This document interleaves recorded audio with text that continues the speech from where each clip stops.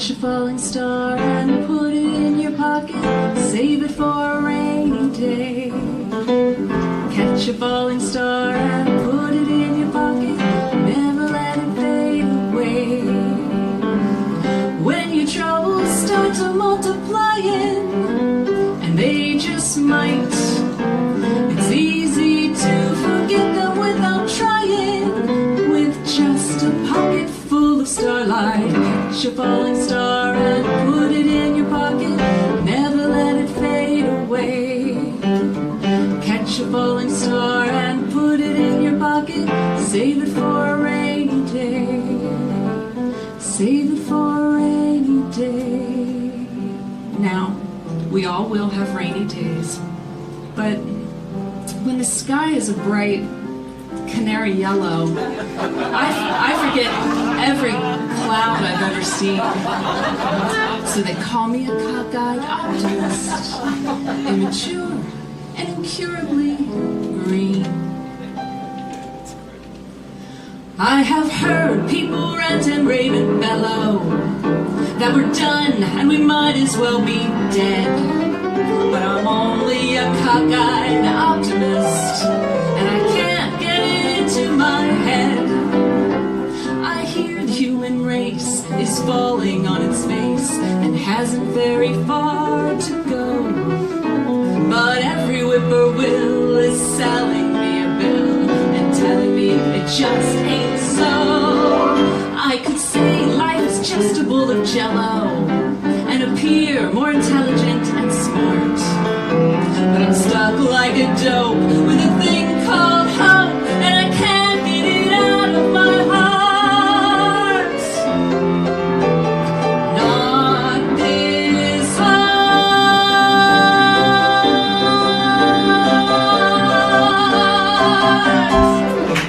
Once again, Jamie Household. Hello, everyone, and welcome to the latest.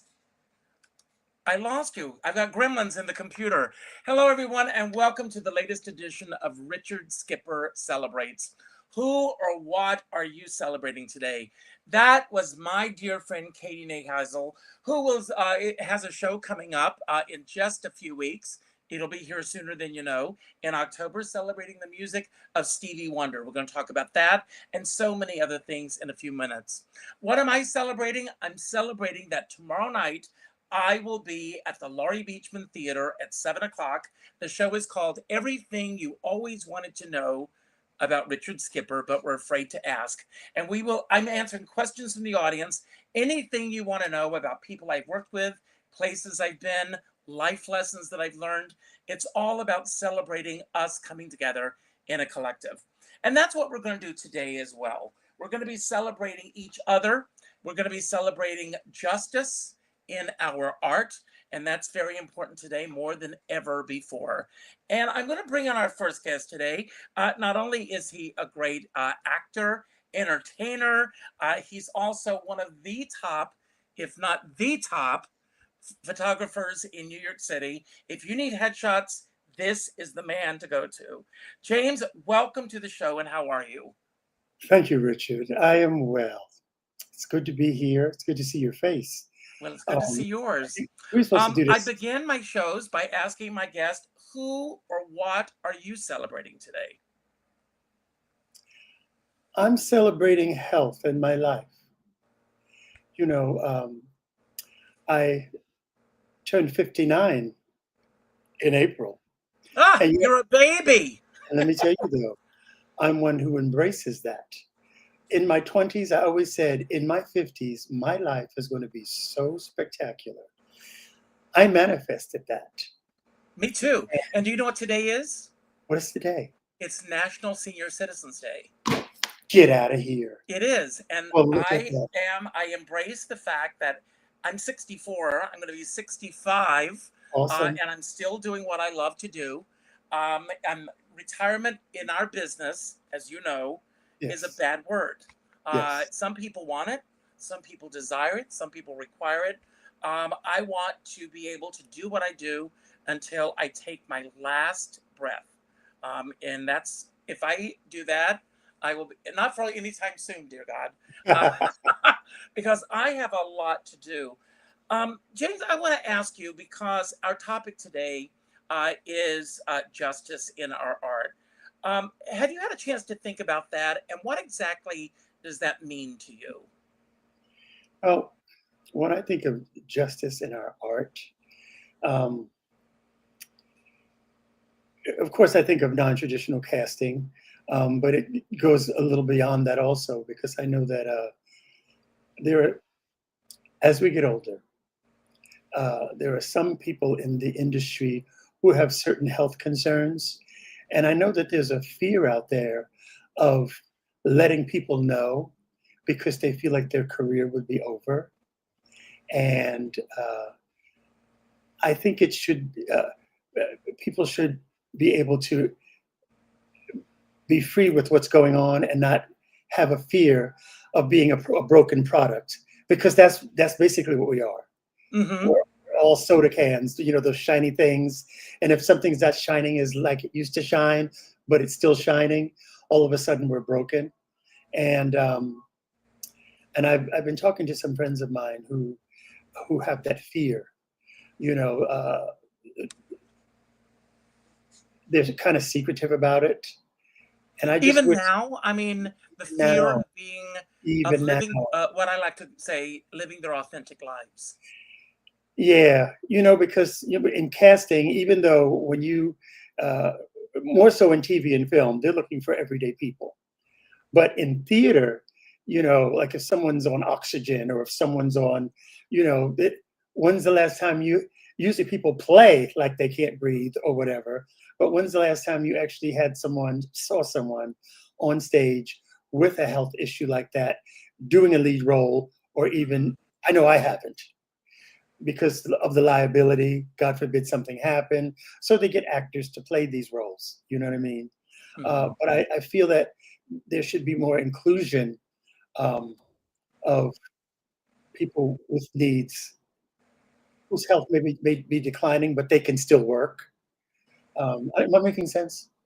You're making absolute sense. You know, I have a friend who teaches a workshop, and he works with people that are uh, handicap challenged, Hmm. and or people who are outside the realm of what people envision who they are and what they're all about. And he has an actress in his workshop who is a little person. And she said that when I walk into an audition, they see me for The Wizard of Oz, or they see me for an elf at Radio City Music Hall, or they see me for Willy Wonka. They don't see me as a wife, a mother, a grandmother, all of those things that I am in real life. And I think that in this culture, and I don't understand why you would think that where we are now, that we would be much more progressed than we are, why it is so important for people to place labels on other people. And it's also, I always like to go back to what I consider our 5-year-old self. Yes. Because to me, the 5-year-old self is the purest self. It's Hmm. the self before you start school, and teachers and students and peers begin to shape who you should be or who Yes. you should not be. And Yes. that, to me, is where all the trouble begins. We're going to bring on our next guest in just a moment. But before I do, I've got a question for you. Yes. When has a piece of your work led to a concrete change in a person, a policy, or a practice? And what made that outcome possible? Hmm. I would really have to think about that, because nothing is coming to mind right now. I'm sure there has been, but Okay. for myself, just so you know, um, I started off as a performer, but in the last like 20 years, I've been doing photography, Mm-hmm. and I've been in recording studio and things like Yes. that. But as far as actually being on stage, I've done readings and things. I basically went from performer to photographer, and I have a clientele, which is great. But I'm just getting back into the business as Wow. a performer, TV and film, and singing again. So it's been so long ago. I'm sure I probably have inspired someone to do better, but it's been so long ago.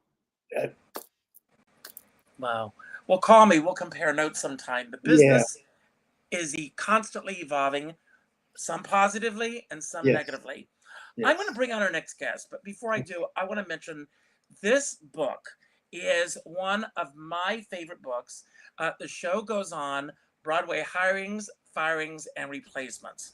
And I love the fact that he calls it firings and replacements. Sometimes a replacement is not just to keep a show going, but for the very survival of a show. So, Ron, first of all, welcome to the show. Thank you. And I don't know if you and James know each other, but when you need your headshots, Ron, go to James. He's the guy. He's the guy. So I want to ask you, who or what are you celebrating, first of all, today? And I know you've got some big news when it comes to your book. Well, I thought you were referring to the fact I'm going to become a grandfather. That's something I'm celebrating. Congratulations. That'll be next month.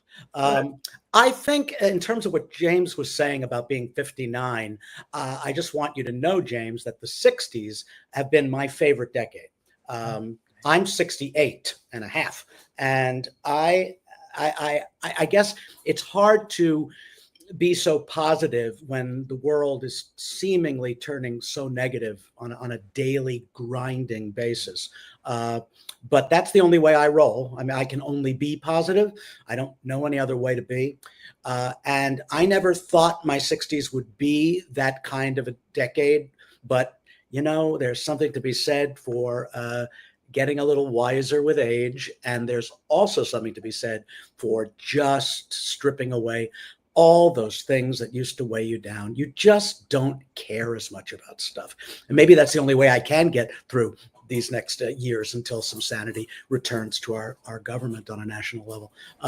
I just feel like that there's something about just letting go of all that stuff. What's the guy who's made millions on those books? Don't sweat the small stuff. Yeah, exactly. Election Theory, Mel Robbins. It's the truth. I mean, you just have to embrace all that. Mm-hmm. So yeah, that's what I'm celebrating. Obviously, sure, I'm thrilled to be a grandfather, and I'm sorry it took almost the age of 70 to make it happen. But you can't rush these things. As I said at the beginning of the show, this is National Senior Citizen Day, and I embrace that for myself. Ron, I want to ask you, I mean, with your book, which, by the way, and what I was leading to before, is it's just come out as an ebook as well. So yes, you can next week. Read it online. Yeah. But Ron, writing this book, and it is just an incredible read. It's a page turner. You can't put it down. What was the one thing, since on our topic today, where you discovered throughout the history that you've covered, where there was probably, would you consider one of the biggest injustices that you discovered about an artist or a show or an event in Broadway history? And God knows you've been going to Broadway shows since you were a kid. I have. It's over 55 years of steady theater going. Well, the book covers the art of replacement, the art of how actors go into something where someone has already set up the template, and then it's up for you to fill it in, but make it your own, but not so much as you disrupt the cart. You know, there's a well-running piece of machinery there, and you don't want to come in and clog up the works. So a lot of the book are stories about genuine bravery and heroism. And it's not just, oh, these are just actors and they're in plays and who cares? No, some of these plays are shows that employ 100 people. And if the replacement fails, the show closes and everybody's out of a job. The stakes are very high. And oh my gosh, every year the risks get more because of how much things cost to produce. But in terms of an injustice, I do cover one thing in my book, which is a story a lot of people don't know, is that when Angela Lansbury was going to leave the big hit musical name that made her the great musical theater star she became, they were not sure how the show could go on without her. And the producers got a call from Judy Garland, who wanted to come in and, if necessary, would audition for the role. Now, Judy Garland, of course, had never done a Broadway play. She'd done concerts. But this was late in Judy's career. It would actually only be 2 or 3 years before she died at such a young age. Mm-hmm. And she came in, and I report on eyewitness accounts of the audition of her life. She sang every song on the score. And anybody who's ever listened to Mame has always tried to picture Judy Garland singing If He Walked Into My Life, or It's Today, or all those great songs, because they seemed to be written for her. And it turned out that Jerry Herman, the composer, was her biggest fan. I mean, he had gone to both her nights at Carnegie Hall. He saw her entire run at the Palace Theater. So when he got the call that Judy was interested, you can only imagine. He was so excited. But then reality kicked in. Could she do 8 a week? The answer was probably not. Mm-hmm. But as Jerry Herman said and pleaded on his hands and knees, literally, just let her do it for one night. Just, could you imagine the electricity in that theater? Concert? I mean, just one night. There was a tribute to Judy many years ago at Carnegie Hall. You may have even been there. I was there, and Elaine Stritch came out. Do you know the story that Elaine Stritch told? No, I wasn't gay yet, Richard, so I wasn't there. Well, I was there. And Elaine Stritch said that Judy Garland called her up. She says, I want to do Mame. And would you consider doing Vera? And on the nights where I go out and drink a lot, Mm-hmm. you know the story? No, So, no, I just know that there was this next discussion. night, you will play Mame and I'll play Vera. And on the nights when you go out and drink a lot, you will play Vera and I will play Mame. And Elaine Stritch says, well, what happens when we both go out drinking? So, Exactly. you know, I do want to give a shout out to a friend of mine, and then I've got a question for you. I have a friend, Debbie Wildman, and I don't know if you know Debbie. She performs as Judy Garland around the world, and she has an album called I'm Still Here, and it's Debbie Wildman singing all these songs, and she does sing a couple of songs from Mame as Judy Garland, and it's just incredible. So, Ron, I want to ask you, how do you personally define justice in your own art practice, in your writing, in your the way that you conduct yourself, and what tensions do you wrestle with between fairness, repair, and access, and getting the truth out? Ooh, that's a loaded question. But because I knew we were going to talk about justice, I just Googled justice in the art and wanted to see what other greater minds than mine have come up with.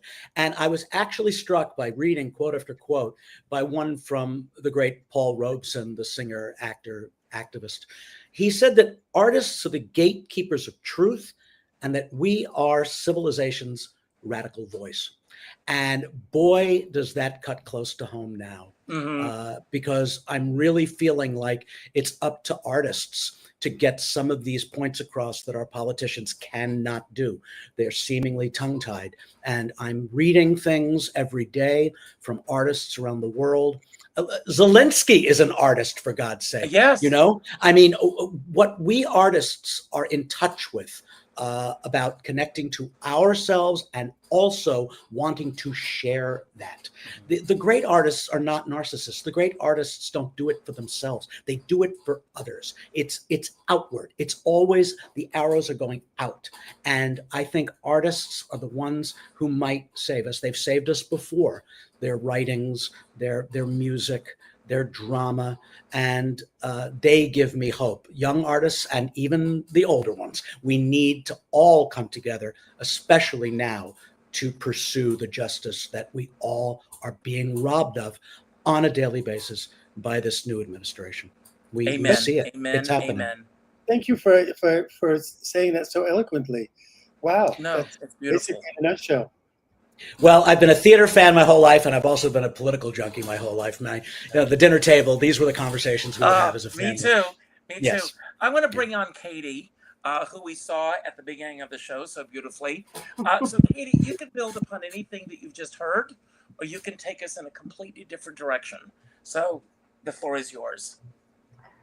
Well, I am a performer in. I don't do other things like TV or anything like that. My form of performance is cabaret, And I enjoyed that very much. And I actually was late to the game of cabaret, even though I'd been singing all my life. You saw a clip from my debut show, which was in 2017, right after the 2016 elections, and I had a very gentle approach to be thoughtful about what was going on. And I did have some pushback from some people saying that it should have been more political, but I just didn't feel that that's what I could do. I did it in a more subtle manner. Now in these days and times, I don't know if I would have done that, but it's hard to say because you have to do what's true to yourself and what your approach is. I also do you find, if you don't mind my interrupting, but do you find that because of the political climate that we're living in right now, that you have to put reins on yourself in terms of really being honest with who you are and being honest with the audience? Is that something that you think about? Do you mean in other words, are you afraid to speak? Oh no, absolutely truth. No, I don't think I'm afraid to speak, but I just think that the format that I'm doing, I prefer to be more subtle in my way, because I think that for some people, that's people hear what you're saying more that way, if that's your style.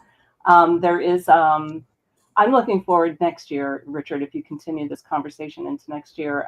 There's a colleague I've worked with in philanthropy named Brenda Henry, who is an executive in philanthropy, and this is right up her alley as form of subject matter. She is based in a love-driven approach to justice, not just in the arts, but in the social sector.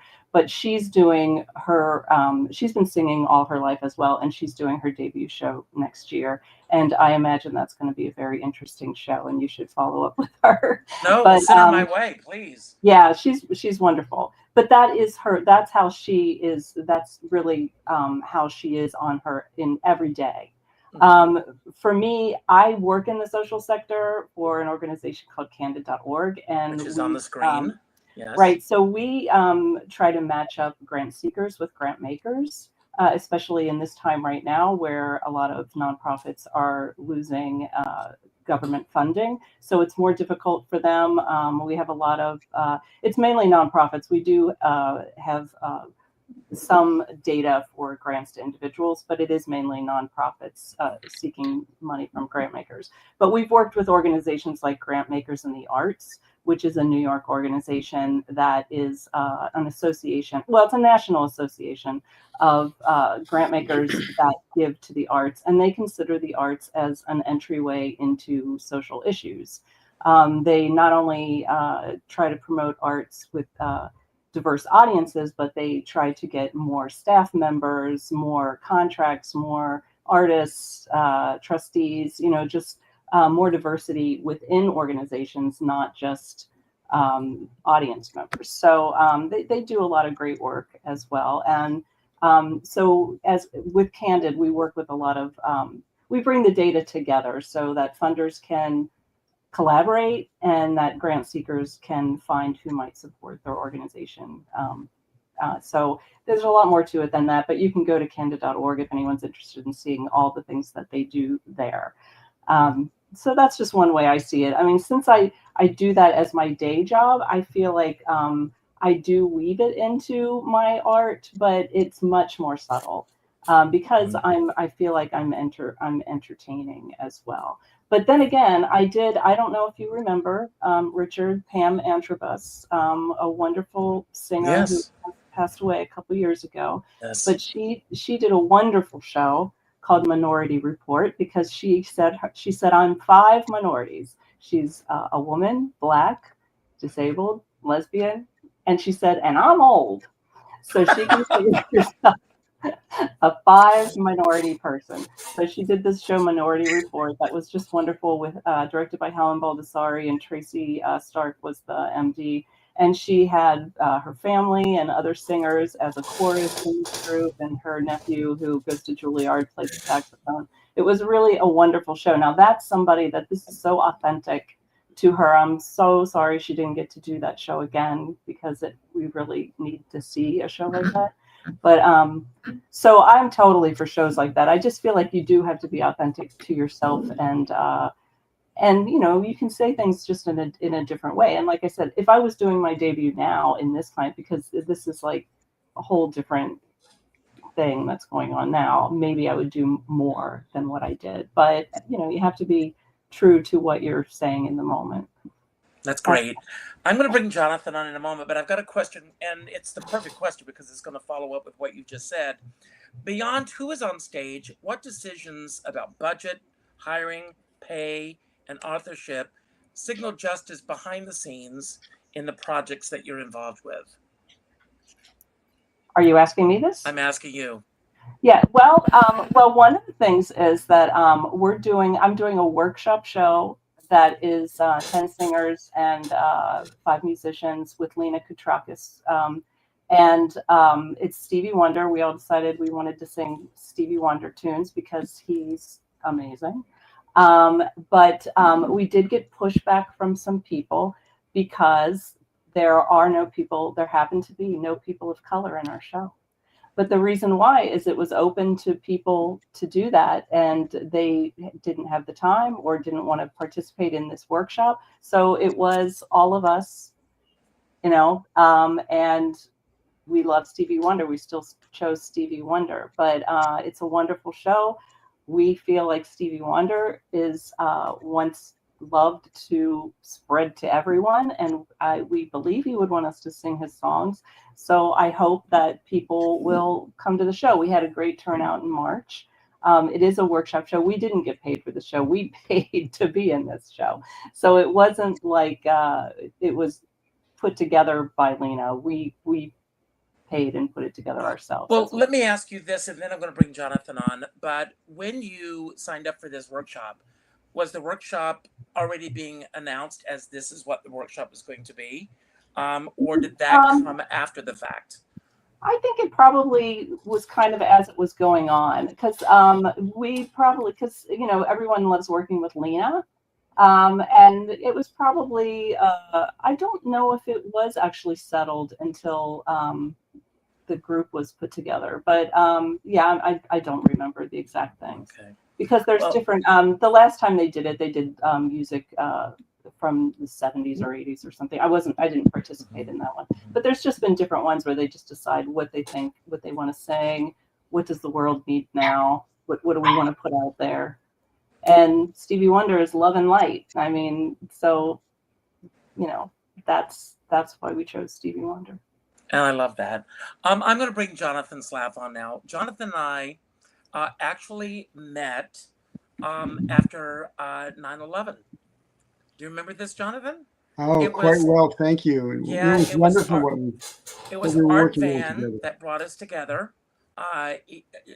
Jonathan was working to, you know, for those of you who remember, after 9/11, people avoided Lower Manhattan like the plague.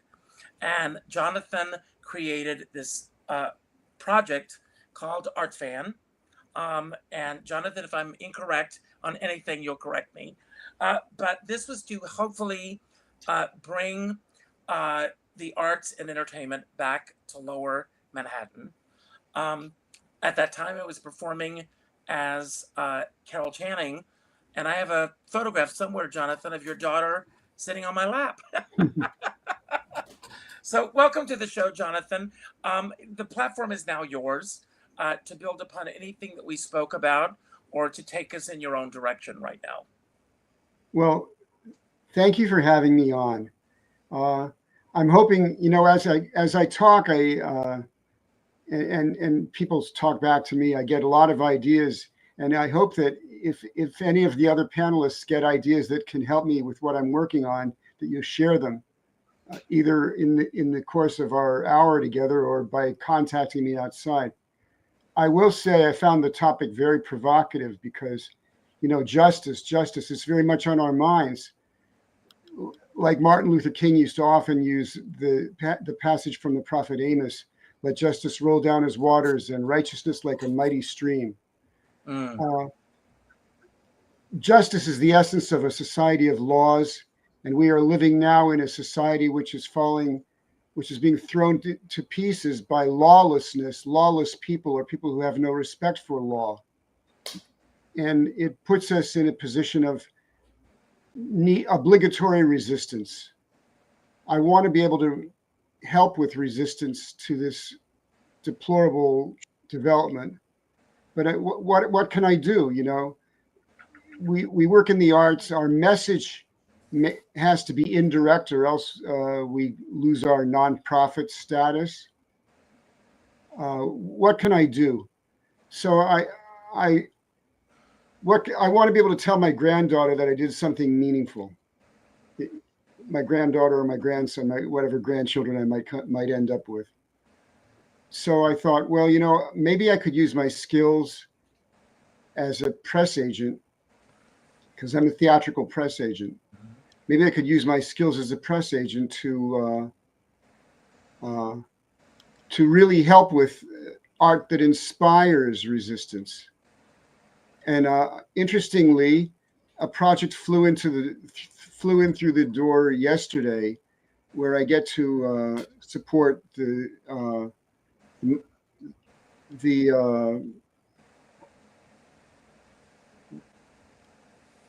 Frank Hentschker,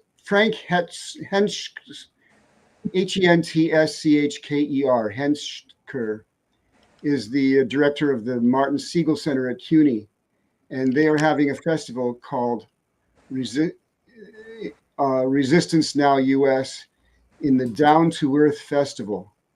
And he has somebody coming in from Vienna named Milo Rau, and they're having a reading of a play by the Nobel Prize winner Elfriede Jelinek, which is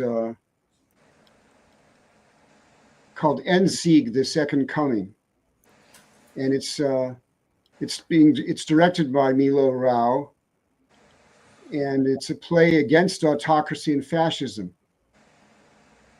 Now, I don't get to work on things which are directly so much to the point as this often, but you have to have faith in the ability of art to reach people and promote change. So one of the ideas that I've had for a very long time, is that the resistance movement, or the what I call the progressive movement, for want of a better name, it lacks a really good song to give us heart these days. And so I've been trying to work on discovering songs and promoting them, which could really reach people the way we in our younger years were inspired by the music of Woodstock and the folk music that permeated the political environment.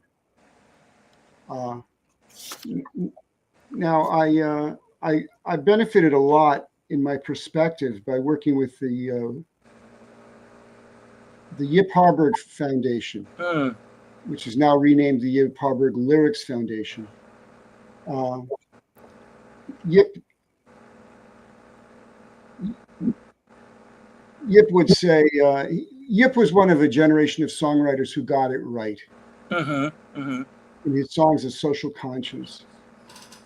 And he once said, songs have been the not so secret weapon behind every fight for freedom, every struggle against injustice and bigotry. The Marseillaise, the battle hymn of the Republic, We Shall Overcome, and many more. Give me the makers of the song of a nation, and I care not who makes the laws. Wow. In other words, a song can be more powerful than the laws. And they can be unbelievably powerful. So I keep snooping around for the song that people will sing together to give them a feeling of community and make them feel strong together. Something like in the style of labor songs that we know from the 30s and 40s and 20s. Haven't found anything yet, but I'm looking in an interesting place. I happen to be the press agent for Theater for the New City's Street Theater. And Crystal Field and various composers have been writing profound and wonderful songs for a long time, about 30 years, to be performed in street theater. And we've been going through the repertoire, looking for songs that people could sing together that would give people heart.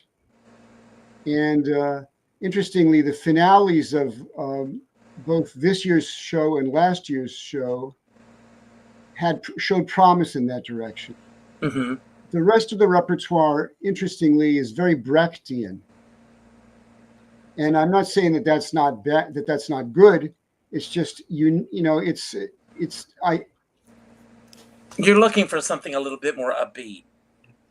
Well, I wonder if you can actually do this today without radio. Well, I mean, that is, you're using examples of you know, up until the 60s, everybody got their music from the radio, and that's gone. I don't know if a song could ever take off the way it once did. I agree with that. You hit it right on the beezer there. I was thinking the same thing, because it seemed like back in the 60s, when Aretha Franklin, Stevie Wonder, everybody, there were so many songs, and they were freedom fighting, and we're in such a time now. It's so different, and it's so corrupt. It was corrupt then. It's always been corrupt. But now it's just so blatant and in your face. And it's like the mindset. For a time, I was thinking, is this what pure evil looks like? It's interesting how the things that worked then don't seem to be working now. And Jonathan, I was thinking the same thing. What can we do to make such an impact like we did before? You know, Martin Luther King was marching when it was freedom fighting, and it's almost like everybody kind of like, because social media. Social media. I quit with the iPhone, all that. It's dumbed us down for some reason. Well, And what everything has is happened, you know, those of you who know me know I left social media at the end of February, and I've been doing a lot of research on how Facebook has changed. I was on Facebook for 14 years. 14 years that I wish I had back, but 14 years. The way that Facebook was structured to be, if you posted, for example, about someone that you went to school with, because of the way it would show up in your algorithm, people that also went to school with that same person, it would show up in their feeds. And so there was a sense of community that was bringing us all together. And in the last couple of years, they've gotten rid of their algorithm structure on Facebook so that you can post something about Katie's next show, for example, and you're lucky if you get 10 people to engage in that comment. And when I talk about engagement, I'm talking about leaving a comment about Katie, leaving a comment about the subject matter, the venue, anything. And now, are people really so much in a hurry that they could only hit the like button or post an emoji? I mean, when I was on Facebook, I would pour out my heart sometimes, and then I would get a heart as a response to what I had just posted. And I think that also we were lucky enough. I've been reading. I went down the rabbit hole the other day, and I was watching all of these. Speaking of injustice, Suzanne Summers was fired from Three's Company because she wanted to get paid the same amount that John Ritter was getting paid. He was getting $150,000 an episode, and she was getting $30,000. And she was the hottest property on television because, as a nation, on Tuesday nights, people tuned into that show, and people were able, as a collective, to see this. We are so fractured now that we're not all on the same page anymore, and that's a big problem. It's divide and conquer. We have so much that in common, but because the system, and it is the system, it's been designed that way, and we all have been drinking the juice. Mm-hmm. Well, if you read some very interesting comments from our founding fathers, the really brilliant ones did not want a two-party system because they said it's just going to be a constant back and forth, and nothing will get done. Of course, we're seeing the worst of it right now. We've never Right. had it so bad, where, you know, if it's any specific issue, it's just voted on by party lines. There, people won't step over into the other category. We desperately need more parties, desperately. And It doesn't work. It can't. It's broken. I mean, it's truly broken. Not sure it can be fixed. Yeah, and the scary thing is, as a Black man, and I know a lot of white people sick of us talking about Black folks, but that's what it is. Not so much a Black woman as a Black man. It's like they're trying to extinct us or something. Do you think a lot of Trump is a blowback against the Obama presidency? Yes, and you know how many times I've walked down the street and people have said some negative stuff to me, and I'm like, I'm just walking down the street, and immediately I'm a target because I'm a Black man. There were Black people that voted for Trump. I was not one of them, but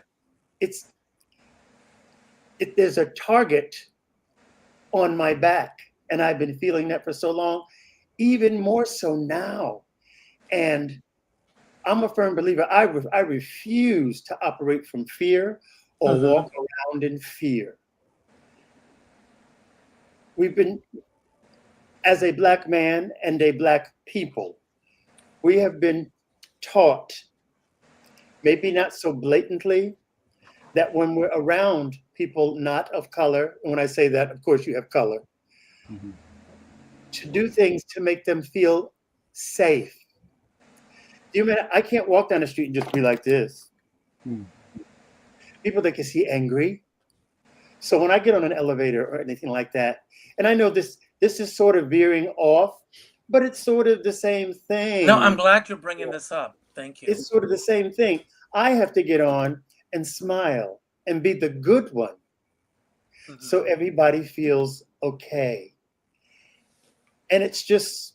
Well, I could say, as a almost 65-year-old white male, I grew up in the South. When I was in the 3rd grade, our principal came into the classroom and asked us how we felt about having a Black teacher the following year, because the schools were not integrated at that time. And so the following year, we had Miss Hickman, who was one of my favorite teachers. I went to school with Yolanda Galloway and David Bratcher. David, unfortunately, has left us, but Yolanda is still a friend of mine. And they were brought to our school as an experiment to see how we would integrate with one another. That was my life in the South. How did it work out, Richard? I'm sorry? How did it work out? It worked out great. I mean, there were no issues. There were no problems. It wasn't the other students, because kids have pure hearts, I do believe. It was the parents that threatened to pull their kids out of the school. And the older I get, the more baffled I am by this, because I don't have that gene. I don't have that gene of disliking someone because of their skin color, or disliking someone because their religious belief is something different from mine, or that they are in a different financial bracket than I am. The older I get, the more confused I am by it, because I just don't get it. I was talking to a friend of mine yesterday, and she said, the problem is the illegal aliens coming across the border.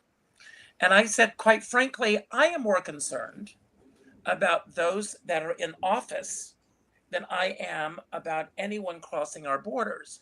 That's me personally. And I came to New York when I was 18 years old because I wanted a better life than the one I had in South Carolina. Imagine me getting off of a plane and someone walking up to me and saying, we don't want you here in New York. Go back to where you came from. And of course, the only thing that separates me from these people that are crossing the borders is our skin color. It's the only thing. I believe we have so much in common.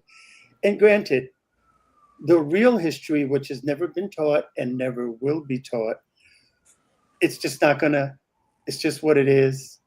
I just wish that we can wake up and come together and realize what these people are doing in government. Do you realize how powerful we can be? But people are drinking this juice and that juice. And it's to the point now where people have given up friendships, years worth of friendships, because someone's a Republican or a Democrat. And families Yes. are torn apart. Families, I was going to say that. It's definitely separated families. And I know That doesn't sadden me. That doesn't sadden me as much as the evil that's being done. If families are torn apart, then that, I think that's a good thing, because I think people who are going to follow in the footsteps of these tyrants and fascists, we're going to have Germany in the 1930s. So let the families break up, let the friendships break up. Well, there's no other way to do it now. You can't compromise. That's the biggest problem. There are no compromises to be made. You're either for justice. This is where we are. You're either for justice or you're against justice. That's where we are. Exactly. And it seems like it's being torn down, and we can't take the high road anymore. No. This high road bull, no, they go low, 6 feet lower. It sounded great. It sounded great. It's a bad practice. It's the old joke about, you don't bring a knife to a gunfight. Sorry to do it in violent terms, but, we've got, I think what Gavin Newsom's doing right now is brilliant. He's meeting do any of you level. have any thoughts on how that fabric can be brought back together? Yeah, we have to get back to sanity. We have to have a leader who's a genuine leader and not somebody who is just governing out of their own revenge book. Right. I agree. We have right now. That's what we have. Is vital. And, another thing I learned when I was representing a play on ecological topics, there was somebody who came from a prominent organization to give a post-play discussion. And I said, how can we reach people? And she said, on this subject, the only people who seem to be able to get through are the clergy. In houses of worship is the only place where these people who are in their everyday life are against environmental action, where they could be accepting to it. So I think that the religious organizations and the religious leadership of the country have a special obligation to help to try to work this through. I don't know how. I also believe, Jonathan, with all due respect, that a lot of religious leaders are tearing the fabric of this country apart. They are. And I'm a very spiritual person. James used a word early on about manifesting. I believe that everything that we are experiencing right now, we have manifested as a nation. We have manifested it as a nation because we keep wanting to push it under the rug and not dealing with it. And I don't know if you all know the Lieutenant Governor of New York, Delgado. I just recently went to a town hall meeting, and he's African American. Most of the people in attendance were African American. A woman got up to speak, and she talked about growing up in Alabama and what her childhood was like, and that, and for those of you who do not know, but when even after the laws were being changed, when African Americans showed up to vote, they would have to count how many jelly beans were in a jar. The stupidity of the people. I grew up in a state where exactly 2 months to the day after I was born, the Confederate flag was placed on top of the Capitol building. It was placed there not as a symbol of the Civil War, but Strom Thurmond, who was our senator at the time, placed it there as a sign that South Carolina, in his lifetime, would never be integrated. And that flag stayed there until Dylan McDermott, was that his name, who walked into a church and shot and killed 9 people. And it took that for them to take this sign of divisiveness down from the state capitol. We can't stop. We have to stop saying it's out there, it's out there, it's out there. Yeah. And at that town hall I was at, Delgado said, well, I don't want to call Trump a racist. And I stood up and said, well, I will call him a racist. And of course, everyone in the room burst into applause because I was speaking the truth of what I see. I know, Yeah. we all know what a racist looks like. Well, and he was speaking like a politician. Right, of course. But I have a theory on this, that it stops when someone says enough. Enough. Well, we've all been waiting for that moment when somebody's going to speak to Trump the way Joe McCarthy was spoken to by that great judge, Right. Judge Welch. Have you no decency, sir? And look, it's in the end, it's all about communication. The reason why Trump was elected twice was because he is able to communicate. He speaks to people, and they listen. And he's a con man, and he's been able to do it well. Say what you want about him. He's got a message. He sticks to it. What they wanted to say before. That's what Ronald Reagan was a good communicator. Franklin Roosevelt was a very good communicator. That's all we need. We need somebody who people will listen to, and hopefully they're on our side. But that's it. Communication is key, and people have to listen. He's saying he's giving people. He's opened Pandora's box. Yeah. To call a nigger, basically. Yeah. And people have been wanting to say that, and they couldn't before, and he gave them permission. He's a horrible orator. Yeah. I didn't say that. But people listen when he speaks, and he gives them the red meat. He gives them the red meat what they want. He's speaking to and they guys, like that permission to go there. We can end on time today, and I'm going to give each of you a chance to have your final say of the day, and I'll talk about that in a moment. But I want to go around and I want to ask each of you a specific question. What is one specific step that you can implement this month, or let's say in the next 4 weeks, to increase accessibility for audiences, and how will you know that it's working? James, I'll start with you. Listen, I do a lot of talking. I talk to a lot of people, especially a lot of young people. And I never shove anything down anybody's throat because nobody wants to hear that. See, sometimes you have to give it to people in doses, and that's basically what I've been doing. Spreading that and giving them examples of what's going on and maybe some things that they don't understand, that's a start. Mm-hmm. Absolutely. Ron, same question. Well, I live in New York City, and it's a bubble. I mean, listen, it is. I don't see any red MAGA hats. I don't have to deal with these people. And I don't want to have my head in the sand. So I do read. I stopped watching television. I don't watch my news programs anymore because it's just too much. But I do like to read, so I stay informed. I take the New York Times news quiz every Saturday, and I do talk to people, and I talk to strangers. That's the one thing about this city is you can talk to anybody, whether you're online at the grocery store or sitting next to somebody at a movie. It's a city where people talk to one another. And I just think that's what we have to keep doing. I just have to keep communication open. And again, I'm sorry if I was really rude about the fact that it's perfectly okay to tell your brother-in-law that you're never going to speak to him again if he doesn't step up and vote the right way. I think that, that's a bad kind of communication, but it's a direct communication. Don't be sorry. Don't be sorry. Katie? I agree with James in the fact that you have to give things in small doses, but and also Ron, that you have to keep informed. I listen to a lot of news on Substack. I find there's some interesting things there, like the Contrarian is one in particular. Oh yeah. But I do have some family members that I clash with, and I try to discuss things in a way that doesn't.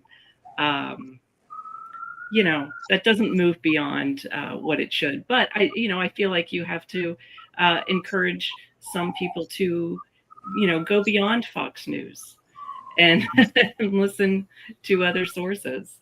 So, you do what you can in small ways and big ways if you can.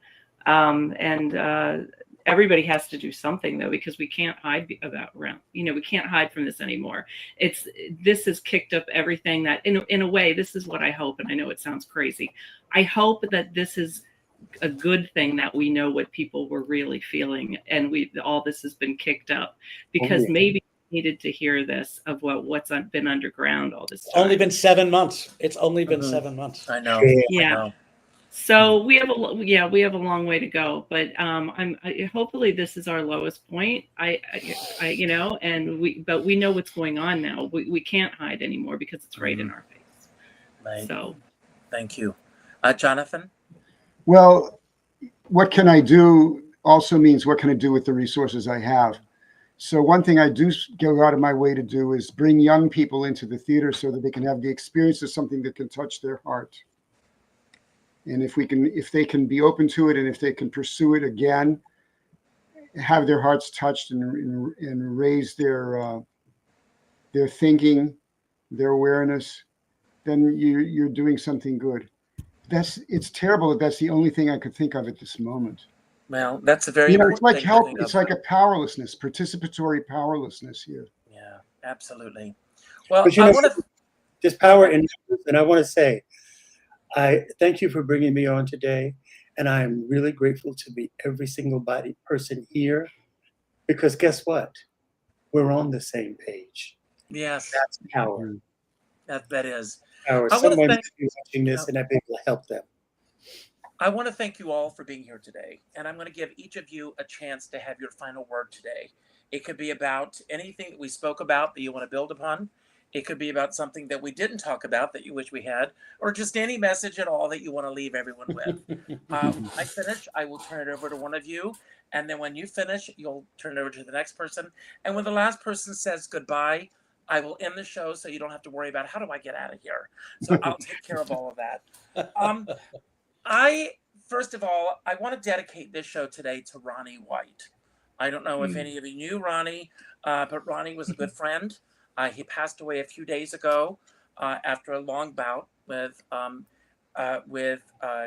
cancer, and he was an amazing musician and entertainer, and I have loved him since the first time I walked into Ted Hook's many years ago, and he was playing at the piano. But even though I'm not on social media, I was talking to a mutual friend today, and he was talking about the outpouring of love for Ronnie with photographs and memories. And I go, how many of those people were posting about him a week ago? Why is it that we have to wait until someone passes on before we celebrate who they are and the contributions that they make to all of us? And one message that I leave at the end of my show, and I'm leaving this with all of you today and everyone who will see this live and in the future, go to your contacts list, your address book, your database, whatever you call it, and just for today, reach out to the 6th name that pops up and reach out with a phone call and call that person and let them know the impact that they've made on your life. And by doing so, you're going to make an impact on their life. Since leaving social media, I've made a commitment to myself to reach out to 3 people each day that I haven't spoken to in a while. I did this with you recently, James, and that's why he's on the show today. I can't begin to tell you how many names I've had to delete from my address book. People that I have not spoken to, people who have supported me over the years, people that were friends that we just lost contact with each other. It's very important now, more than ever, that we are connected with one another. And I have a dear friend, Sean Moniger, and Sean says that we're all in the same storm, but we're in different sized boats. And I always say, I don't care what size boat you're on, as long as you have a skipper by your side. And please, if you're in New York tomorrow night, join me at the Laurie Beachman Theater. It's a celebration of life, love, and each other. That's the whole idea. And with that, I'm going to leave the screen. And James, I'm turning it over to you. And when you finish, you'll pick the person to follow you. I love you all, and keep celebrating. Thank you. Well, Richard, I want to thank you for having me here today. So nice to meet all these intelligent, beautiful people in this room. I just want to leave you with a few words just to know that, you know, we really have to continue to keep fighting in any way we can. Sometimes it's not a big thing, but the people you talk to, staying informed. I know myself, I watch the news one time a day in the morning, and then I leave it alone just to know what's going on. Because when it goes on and on, that can really, it's very toxic when you hear the news all day. But it's good to stay abreast of what's going on. And I just say be kind to each other, and just hang in there. We're going to get through this together. There are people fighting on our behalf who are wealthy. You know, it's about the rich and the poor. And there's a lot of people out there who are fighting for us. But let's do our part whatever way we can. Ron? Thank you, James. I'll echo what you said. It was a pleasure to join you today and to meet you all. I just am a strong believer in the arts, and I think the arts have a power to heal. And the arts have given me a lifetime that has brought me great joy, in addition to my children and all other great things, friendships. But the arts are a continuum.